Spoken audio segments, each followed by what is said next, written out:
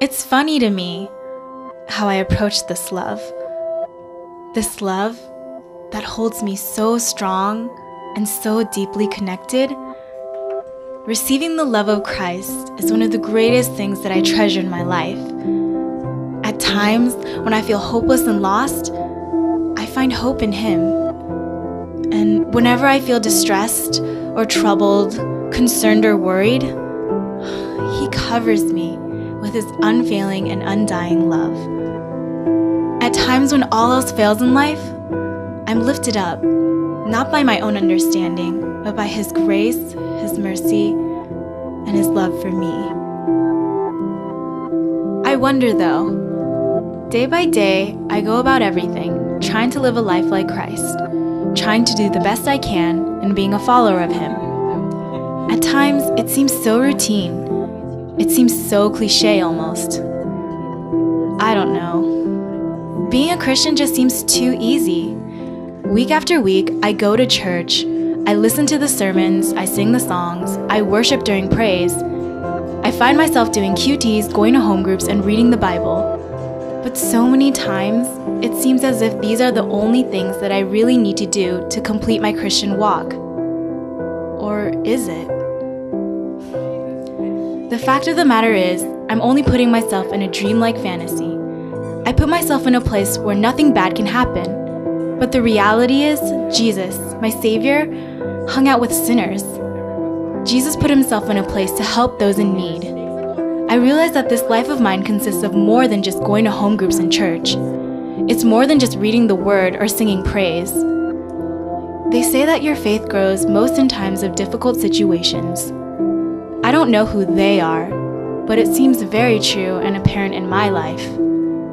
For myself, there are many people in need. Who is in need in my life? Who seems to be helpless in my life? My friends, my family.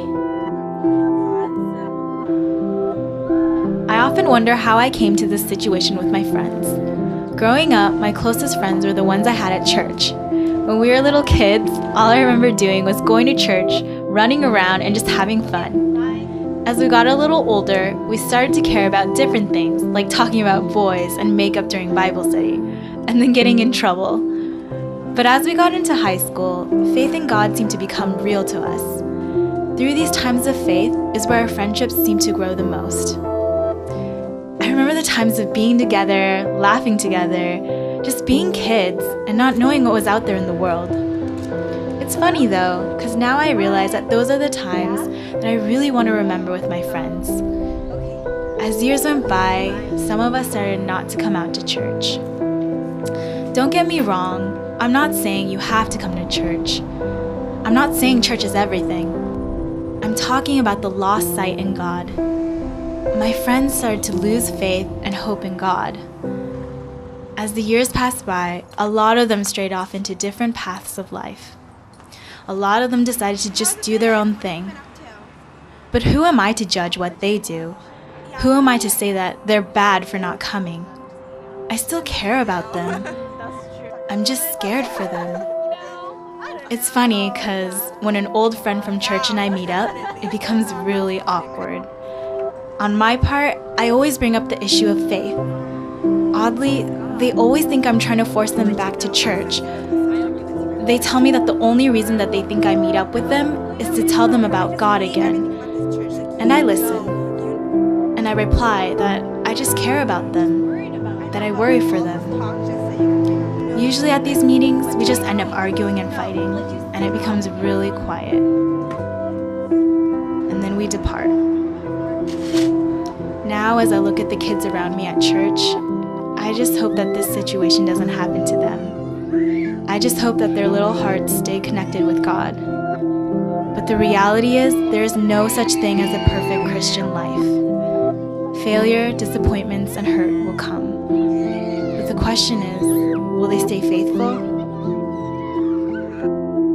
Years went by, and it just seemed as though everyone around me started to fall apart. My family started not to believe. Their own personal jobs and work seemed to become so hopeless that it led them to hopelessness in faith. But thus this journey of life still goes on for me. At times, I would come home and the arguments with my parents would erupt. These arguments would be so minimal, but then the argument would just stray to my beliefs. They would say things like, "Why do you believe? Why do you go to church? Why is Jesus so important in your life?" They would lash out at me and seem to just almost want to yell at me on purpose. Don't get me wrong, I'm not saying that they don't love me. I'm not saying that they don't care for me. But when your family's beliefs are all different, life in the family seems so much more difficult. I hold Jesus so dear in my life, yet it hurts so much that it's just not the same for my parents. As they just say these things to me about my faith, I just stand there, trying not to cry, trying not to argue back, and trying not to yell, trying to love. Loving seems to be the only thing that I can do. And as I stand there, I say and think to myself, why should I stand here and take this? As a follower of Christ, I'm trying to spread this love and compassion that I hold so dear in my heart. I want to spread this love because it's so overwhelming and so amazing and just so indescribable. But many times, I just want to give up. Giving up and letting things be just seems so much easier. What's the point of meeting up with my friends when they don't even care and they just live their lives with the temporary things of this world? Why should I go out of my way and meet with them when they don't even respect what I say? Giving up just seems so much easier. Not even caring, not even worrying is so much easier.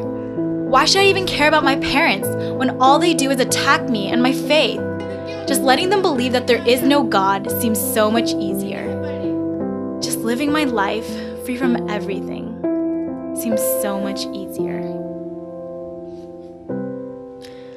And every time I think this, every time I think these thoughts, a reoccurring motive and theme comes over me. Who am I to give up so easily? Have I fallen so deep that I can't come back to connect this love that God has shown me? Have I fallen so deep that I really have no compassion to see the lost saved? Have I fallen so deep that my love for my friends and family just disappears just like that? Or am I just stuck in the moment? God has shown me a love that no one in this world can show. God has loved me in times of need, in times of hopelessness, and in times of fear. God has given me hope for the future, and I realize that these thoughts in my head, I realize again and again that this is not my story. This life that I live is His story. I'm here trying to proclaim God's love for us. I'm here to show His mercy and grace, not to lift up and edify myself. I'm here not as a duty, not because I have to, but because I want to. I'm here to be an influence, to plant seeds in lives that hopefully, just hopefully, one day, someone might meet Christ again, or maybe for the first time. These situations that occur bring me down so much. I've been beaten, bruised, and hurt by my friends and family and this world. Yet, it's amazing how God's love just seems to uplift me.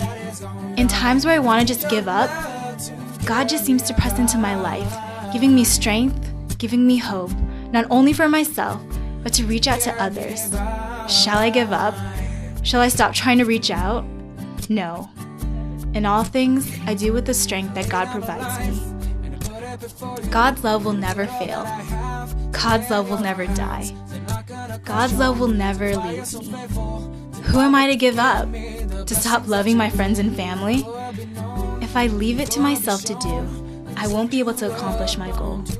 But with God on my side, it doesn't become my goal or my life anymore. It becomes our goal, His story together. As I wake up each day, these thoughts fill my head. Each morning, I get up dazed, stressed by all that is and has happened. Yet, acknowledgement that I can succeed comes to mind. This life of mine isn't about building my own story, but His story. As each new day comes, I know God is by my side. I know this for sure. I will never give up.